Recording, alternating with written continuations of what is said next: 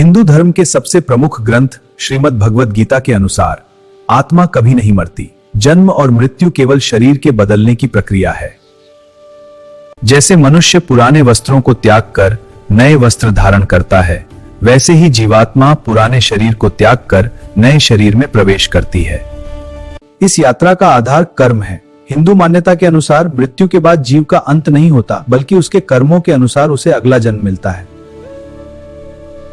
84 लाख योनियां। माना जाता है कि आत्मा को मनुष्य जन्म पाने से पहले विभिन्न योनियों हमारे पिछले जन्मों के कर्म ही हमारे वर्तमान जीवन की सुख दुख और परिस्थितियों को निर्धारित करते हैं। जन्म से मृत्यु के बीच की इस यात्रा को सार्थक बनाने के लिए हिंदू धर्म में पुरुषार्थ का मार्ग बताया गया है। सही मार्ग पर चलना और कर्तव्यों का पालन करना। अर्थ, ईमानदारी से आजीविका कमाना। काम, उचित इच्छाओं और पारिवारिक सुख की प्राप्ति। मोक्ष, जन्म मृत्यु के इस चक्र से सदा के लिए मुक्ति पाना। मृत्यु एक विश्राम, अंत नहीं। हिंदू दर्शन में भर काम करवाने के बाद शरीर ही एक जीवन की यात्रा पूरी करने के बाद आत्मा को नए अनुभव के लिए पुराने शरीर को छोड़ना पड़ता है। मृत्यु एक विश्राम, अंत नहीं। हिंदू दर्शन में मृत्यु को डरावना नहीं, बल्कि एक विश्राम माना गया है।